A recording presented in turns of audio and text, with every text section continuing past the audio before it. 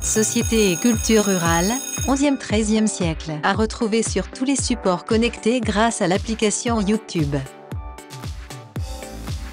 Avant de commencer, 1. Répondre à 16 questions et 4 tac au tac. 2. Tu disposes de 10 secondes pour répondre à chaque question. 3. Attention, plusieurs réponses sont possibles. Tu peux aussi télécharger ton QCM à imprimer directement en cliquant ici ou bien dans le lien disponible dans la description.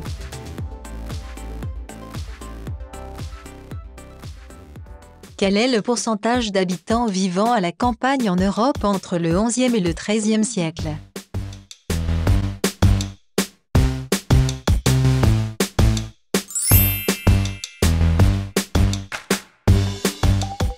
Au Moyen Âge, l'espérance de vie ne dépasse pas les .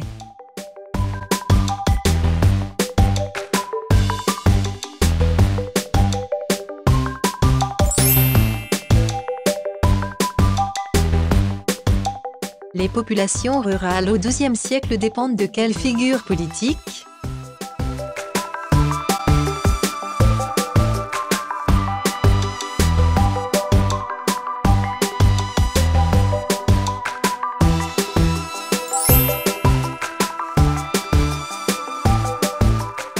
Comment appelle-t-on les travaux que les paysans sont obligés d'effectuer pour le seigneur?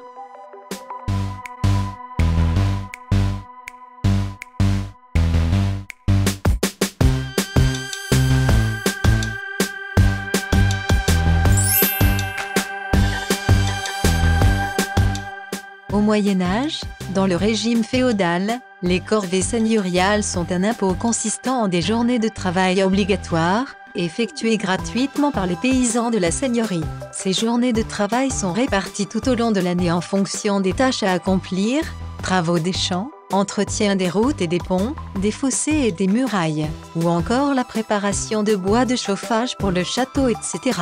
Ces travaux sont prioritaires sur ce que le paysan doit faire sur ses propres terres. La corvée seigneuriale ne disparaît qu'après la Révolution française.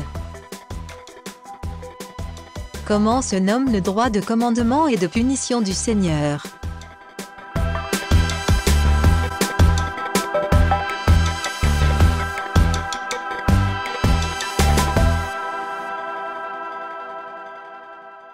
Comment appelle-t-on l'impôt versé par les paysans en échange de la protection du seigneur?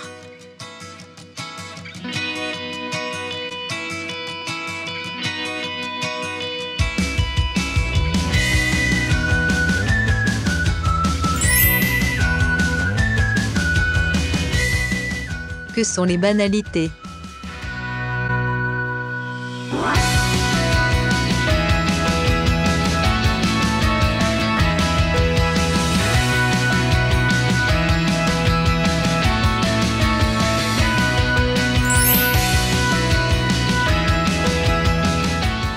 Quelle partie de la seigneurie est exploitée exclusivement pour le seigneur?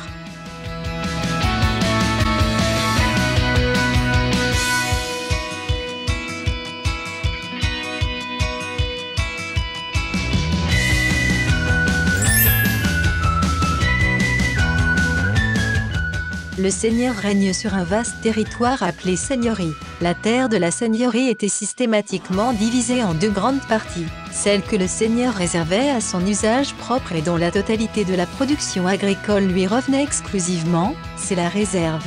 Celle que le seigneur accordait en location aux paysans et dont une partie de la production lui revenait sous forme de plusieurs taxes, censes, banalités, etc., ce sont les tenures.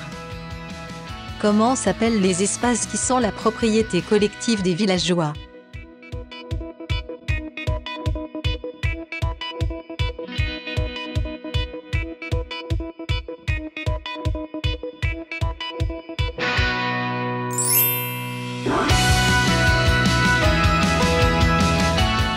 Que sont les alleux?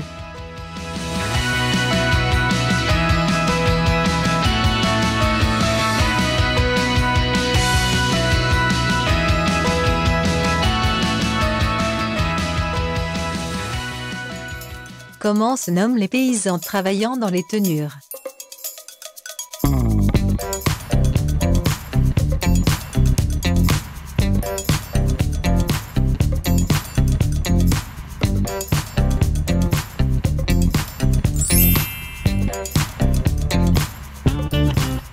Au XIIe siècle, la plupart des paysans travaillent sur les terres d'un seigneur et sont locataires de parcelles agricoles, les tenures. Ces paysans sont appelés des vilains. Ils peuvent quitter la seigneurie et se marier comme bon leur semble. Cependant, ils doivent payer au seigneur un impôt pour leur protection, la taille, et un loyer, le cens. De plus, ils doivent encore donner une part de leur récolte, faire des corvées et payer pour utiliser le moulin, le four et le pressoir du château. Ce sont les banalités. Comment appelle-t-on les paysans non libres?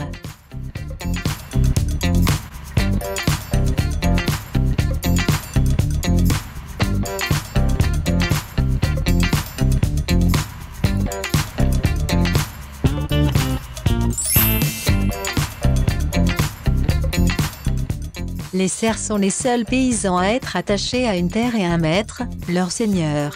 Cependant, attention, ils ne sont pas des esclaves. Ils peuvent vivre en famille et posséder quelques biens. Les serfs exploitent la réserve. Ils doivent payer des impôts particuliers comme la main morte au moment d'un héritage, le fort mariage pour se marier à l'extérieur de la seigneurie. Mais à partir du XIIe siècle, de nombreux seigneurs affranchissent leurs serfs, préférant employer des salariés ou louer leurs réserves à des fermiers. Quel instrument de labour participe au progrès de l'agriculture médiévale?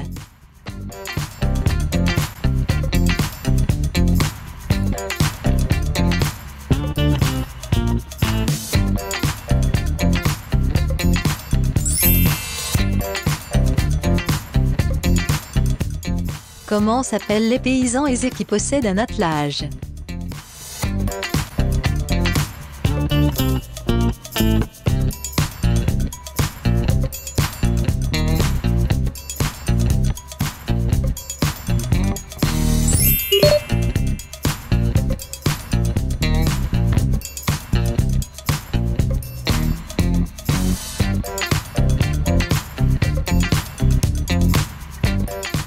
Comment s'appelle la rotation des cultures qui met une partie des terres au repos?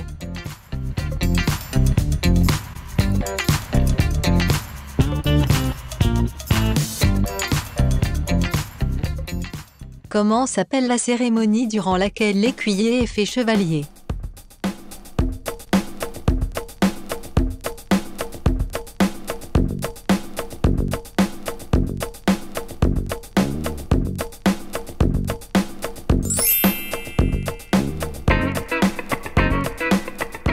Comment s'appelle la fidélité complète donnée par un vassal à l'un de ses suzerains?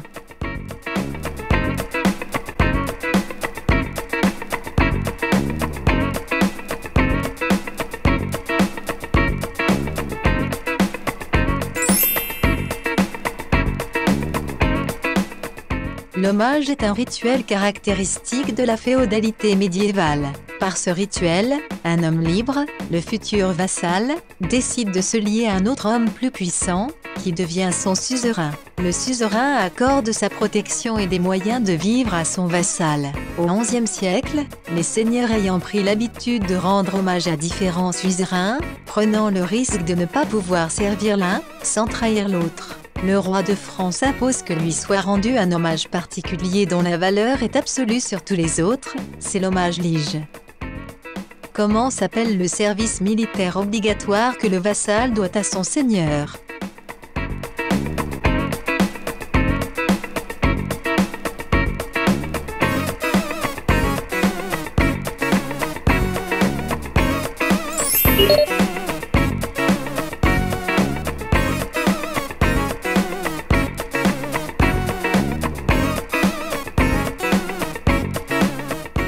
Qu'est-ce qu'un fief?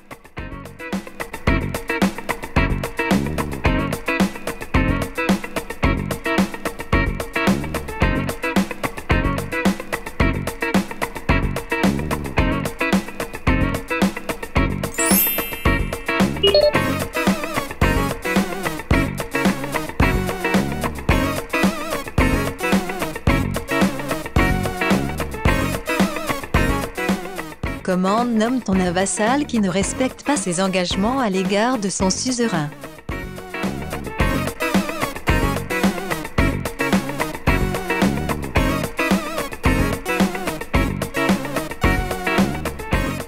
Savais-tu que depuis Guillaume le Conquérant, les rois d'Angleterre étaient en tant que ducs de Normandie, des vassaux du roi de France. Mais en 1258, le traité de Paris est conclu entre le roi de France et le roi d'Angleterre Henri III.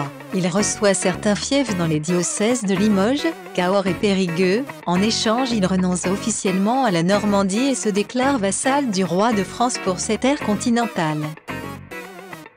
Récapitulatif des réponses. Tu peux mettre la vidéo en pause, ou bien directement passer à la suite. À découvrir dans la même collection.